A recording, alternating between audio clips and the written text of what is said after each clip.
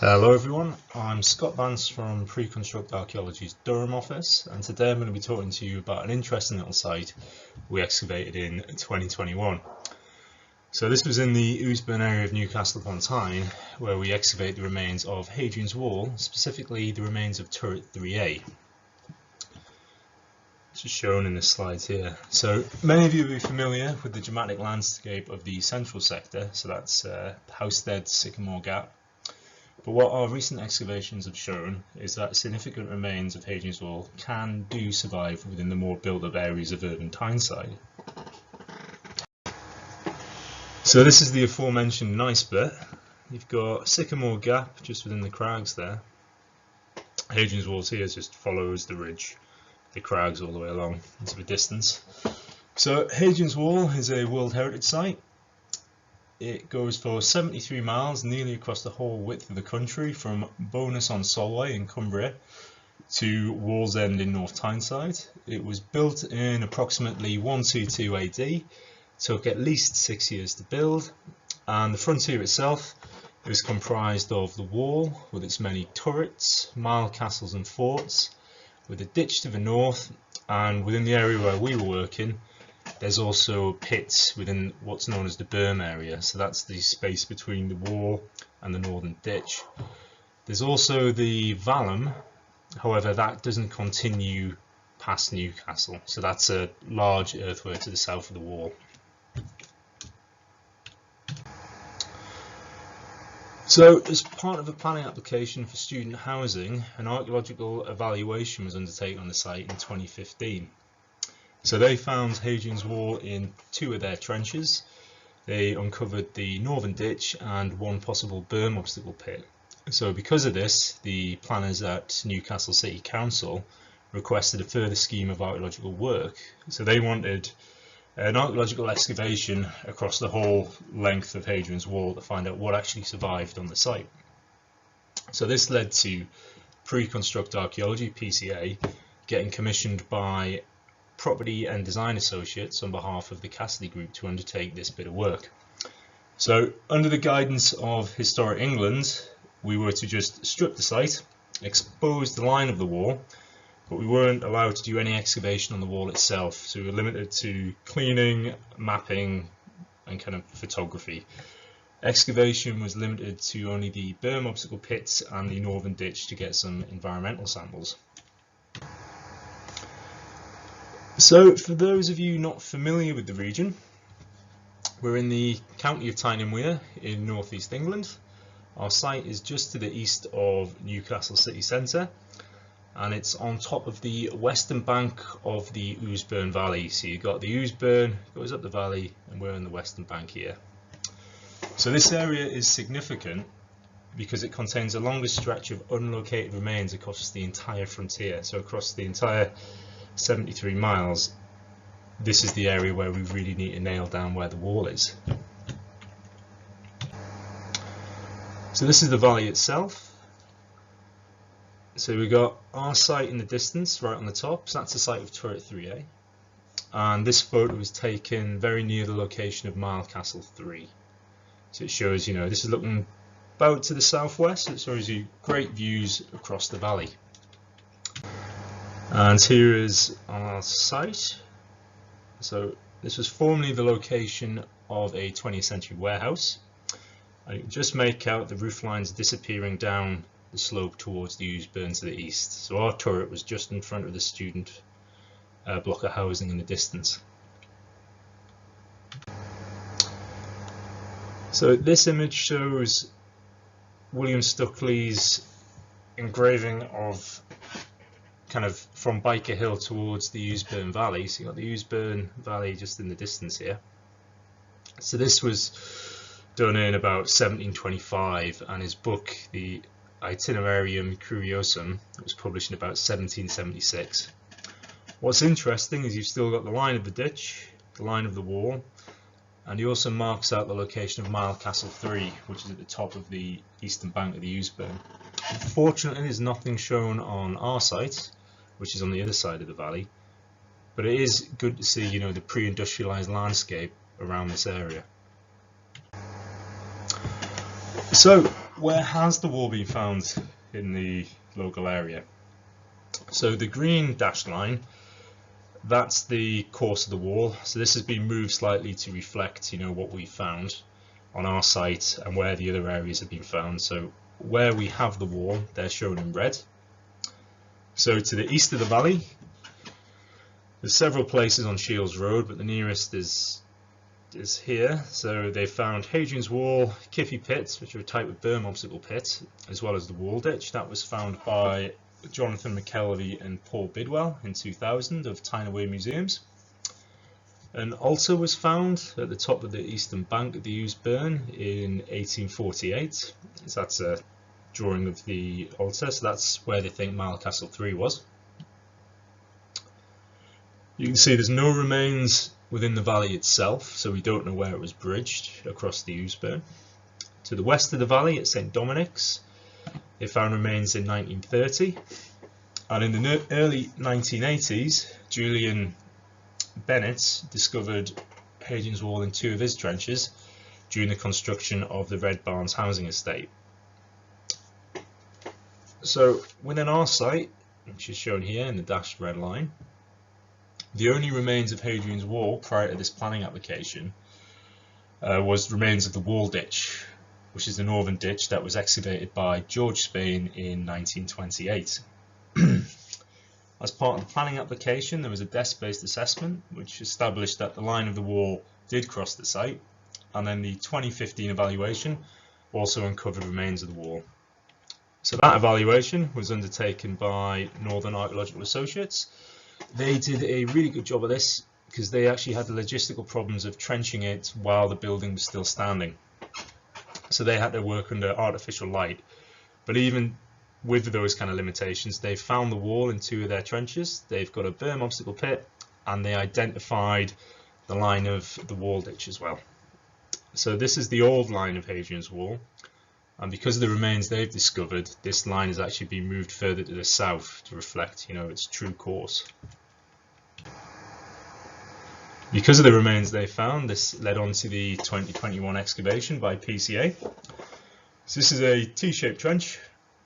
The east-west part of it was to expose the line of the wall, to clean it up, map it, so we know where it was, so all remains could be avoided during the development, so the development would be designed to avoid these areas. And then excavation was limited to the north-south arm of the trench, where we would be looking for berm obstacle pits and getting samples from the wall ditch.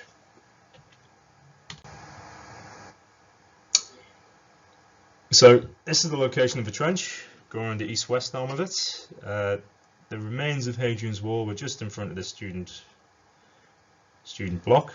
As you can see, it's just what you want on a Monday morning. Demolition teams leaving a massive spoil mound on site. So this will actually prove pretty useful later on for taking some overview photographs of the site. It's just, first day, all of this had to be moved back.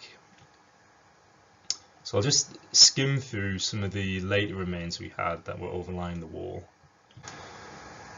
So we had the 19th century Red Barn sawmill. So this was built in the late 19th century, further expanded in the early 20th century, and it's likely that this truncated most of the remains of Hadrian's Wall on the site, because you can see there's substantial foundations, large machine bases, and then you've also got the concrete footings of the 20th century Norris house. So below that, we had a medieval plough soil, which is this kind of darker material here. So that contained a small assemblage of pottery dating to the 13th to 14th centuries. You see my colleague in the distance just re-excavating NAA's trench there. So he's found the line of the wall, he's found the remains they had, and you can just make out a couple of the stones peeking through the deposit. So at this point, we knew we had Hadrian's Wall, but we had no idea we actually had a turret. So after a couple of days of cleaning, we had this. So you've got the northern wall of the turret, its eastern wall and its western wall here, as well as 6 berm obstacle pits directly in front of it. So there are at least 160 turrets along Hadrian's Wall, and only 57 of these, including this one, have actually been archaeologically excavated. So this is turret 3A, so the numbering system for Hadrian's Wall was devised by Rob and George Collingwood in 1930, which makes this T3A because Mile Castle 3 is the next wall installation to the east.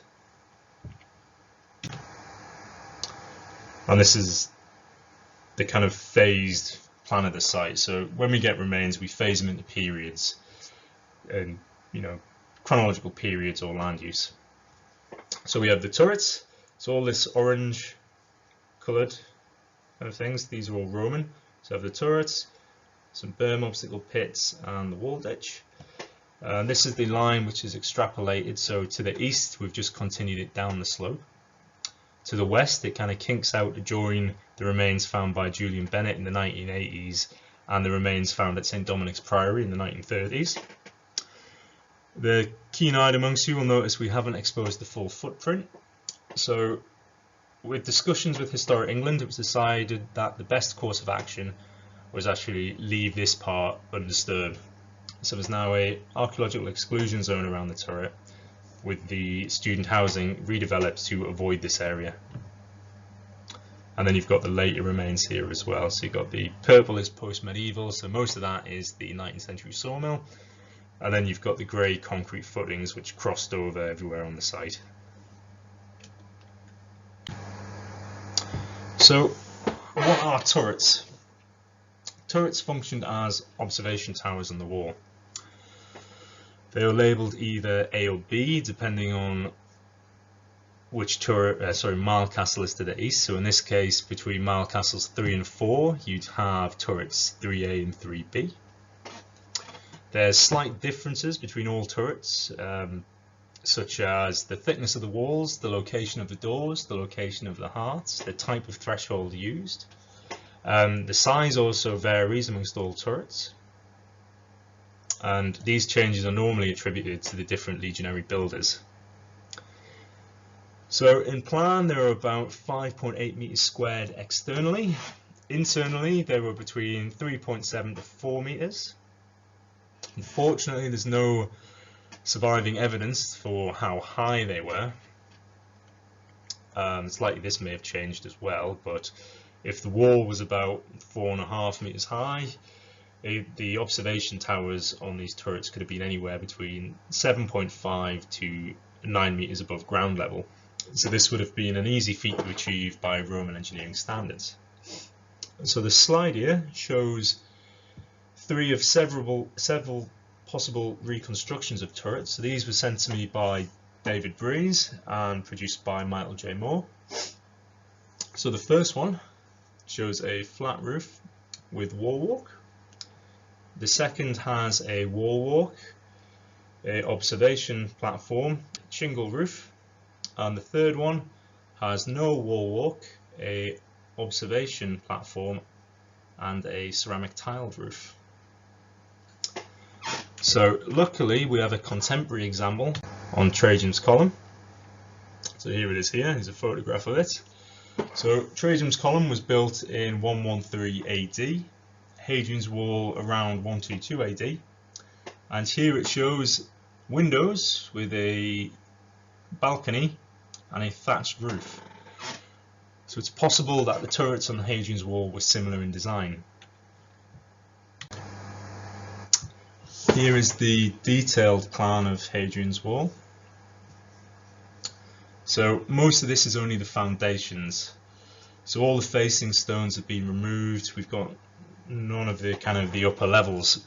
So you won't be able to see the recess in the northern wall. That would appear at a higher level.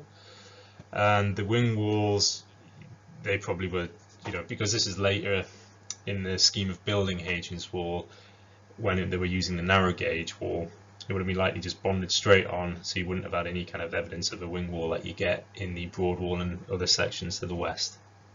So there were a couple of areas of wall core here and here, a few areas of collapse, 6 berm obstacle pits, and then there were several robber trenches cut across the turret. So it was exposed for 12 meters east-west, The foundations were between 2.36 meters to 2.46 meters wide, which is narrow gauge wall.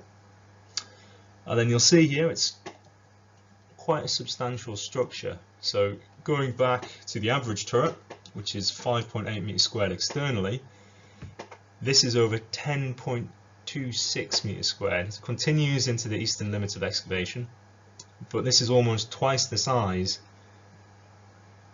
of an average turret. Fortunately, there was no remains of a clay or flagged floor level. These had all been truncated, and finds were sparse from the turret.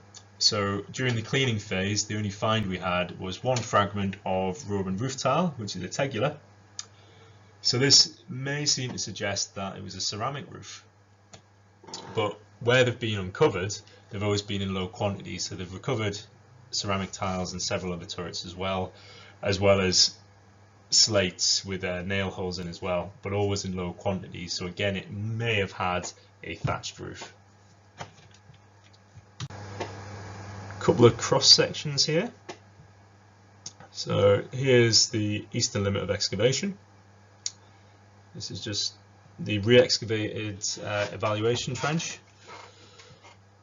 So we have the wall core up here, which is up there. That survived to a height of 0.54 meters. Below that we had the foundations. So the foundations were slightly more substantial on the western side of the earlier evaluation trench, which you have here. They were over 64 centimeters deep, which is substantially deeper than the foundations found at St. Dominic's over the road to the west, where the foundations were only 10 centimeters deep. Again, you've got a bit of wall core and then collapse on top. And then you've got the medieval plough saw overlying everything. This is a cross section across the width of the turret. So we have a bit of wall core on the eastern wall, the front wall. There it is, continuing to the limit of excavation. The wall continuing on the other side there. So it's mainly sandstone fragments with a few slabs in a matrix of sandy clay. No surviving floor level. Then we have the medieval plough soil. Cut through that with several robber trenches. So you can see a robber trench here with all this loose material. There was another one on the eastern side of the wall, and then another one on the western wall of the turret, which is this one here. And then it's all cut by just make out a large post-medieval pit here, and then all the modern material above. So I'll just show you a few examples of some turrets that survived quite well within the region. This is turret 7B at Denton Hall. So this is on the west road out of Newcastle. So turret 3A was at least 4.43 meters wider externally than this turret. This is a lovely example at Brunton, which is turret 26B. So again, turret 3A was much larger, being 4.67 meters wider east-west. And then the previously largest known turret was turret 40B at Melkridge. So this is in the central sector. There's no upstanding remains in the site. When it was excavated, they only had remains of the foundations, much like at turret 3A. But turret 3A is actually 3 centimeters narrower internally than the turret, but over 2 meters wider externally, because turret 3A's walls are twice as thick as the walls of turret 40B. So the unusually large size of turret 40B has always been attributed to the panoramic views. As you can see here, you've got brilliant views to the east and to the south, and then again to the north and to the west. So on a clear day, you'd be able to see Mile Castle 30 to the east and Mile Castle 50 to the west. So Eric Grafstall kindly produced this image. So it's used elevation data, and you can see here, it's a prominent location, turret 3A on the western bank of the Ousebourne, Mile Castle 3 on the other side, So it's possible that the large size of turret 3A is also attributed to the wide area within view, because not only can you see up and down the valley, you've also got brilliant views of 2 navigable reaches of the River Tyne. So I'm a health and safety officer, would be thrilled to see this photo, but here's me approximately 7 meters above ground level on top of the spoil heap. We've got the foundations of turret 3A down the bottom here, and you can see you've got brilliant views towards the Ousburn Valley to the east. So this is roughly at the lower end of the assumed height of the observation platform of turrets, and you'd be able to see Mile Castle 3's the other side of the valley just behind this building. Eric was also massively helpful by creating a view shed from the turret. So for those of you not familiar, this is when you use GIS software, you can work out what was in view of a predefined location. Within this case, it's turret 3A. He set the eyeball height, so the height of the observation platform, at 7.6 meters above ground level, and he set the radius to 6 kilometers of the turret. So areas in green are where you can see, and this shows that it's got brilliant sight lines all around. To the east, you'll be able to see turret 2A and 2B, as well as Mile Castle 3. Again, you got brilliant views of the River Tyne. So anyone who gets past Wallsend Fort, which is here, you've got brilliant sight lines as they come around the bend. You can also see Pons Aelius Roman Fort at Newcastle, and possibly all wall installations, so that's Mile Castles and turrets, up to Mile Castle 6, which is up here somewhere. You can't see Condacum Roman Fort, which is at Benwell. That's just slightly outside of where you can see. So to the west of the turret, no remains survived of Hadrian's Wall. Likely they're truncated due to later periods of activity. It may have also been linked into the geological conditions as well. So west of this turret, it changes from natural clays to loose deposits of geological sands. So they would have considerably caused some, subsidence issues and structural problems. We did have other remains of the frontier, so the aforementioned berm obstacle pits directly in front of the turret, and the wall ditch. So the berm obstacle pits, the berm is the space between the wall and the ditch, and at turret 3A it was about 10 meters wide.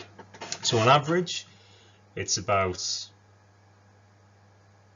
6 meters, so it's much larger again, but variations are known on the turf wall sector, so it looks like variations continued in the stone wall sector.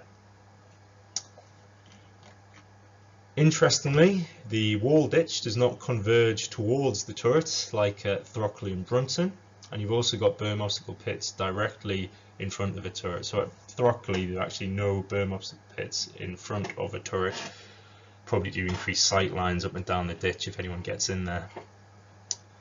So the reason for this could be again due to geological deposits, and there's a natural spring at St Dominic's. So St Dominic's is just to the west, and this was filling up with water while we were excavating it. So you wouldn't want any kind of water passing to where you built something on loose sands, otherwise you'd get the sands washing out and structural problems ending in kind of catastrophic collapse.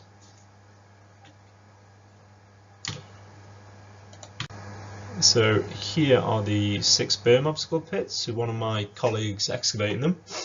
So 6 pits survived that were oval in plan, maximum dimensions of 0.92 meters by 0.84, and they survived up to a depth of 0.17 meters.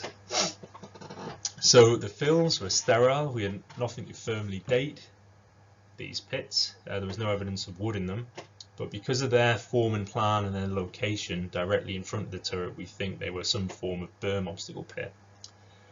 So there's several types of berm obstacle pits. There are kippy pits, which are entanglements. These are the ones they've identified on Shields Road in Byker, just to the east of site. You also get lilia, which are entrapment pits. You get large open pits, which are just designed to slow down attackers. And then I'm going to mangle the pronunciation of this last one, Flechtwerkzahn, which are irregular patterns of post holes with discontinuous lengths of fencing. So these are seen on the Rhaetian limes in Germany.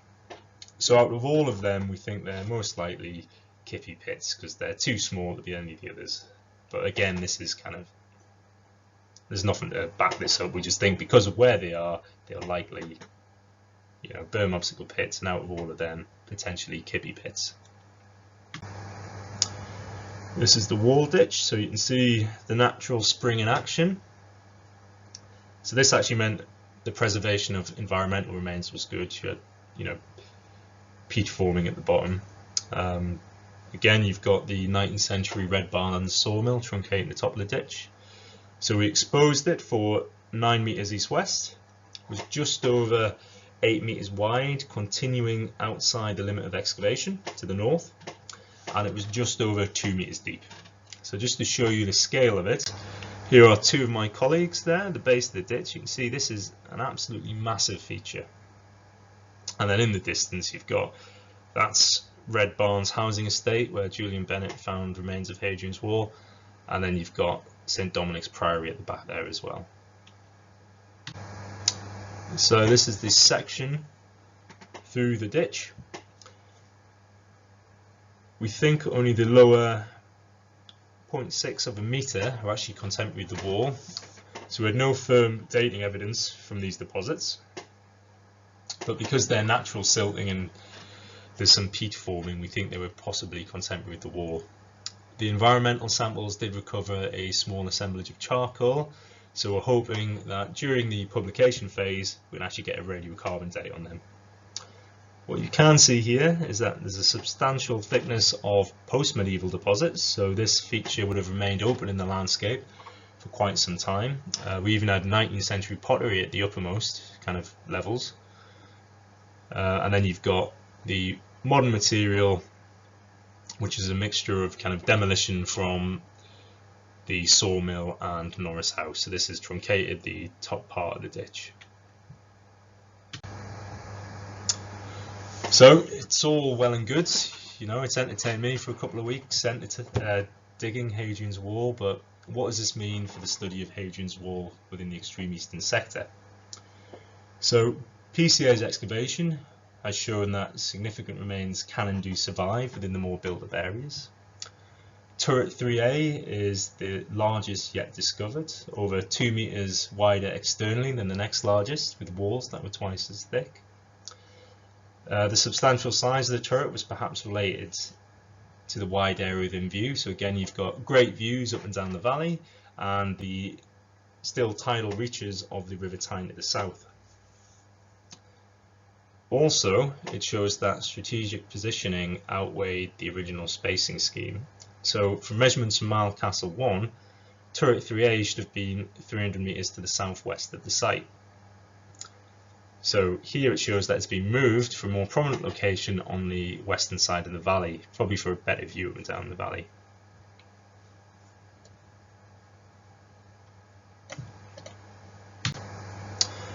So there's several people I'd like to thank here. The client was massively helpful. They've generously funded the work, so that's Property Design Associates on behalf of the Cassidy Group Norris House LLP. They've been great from the start.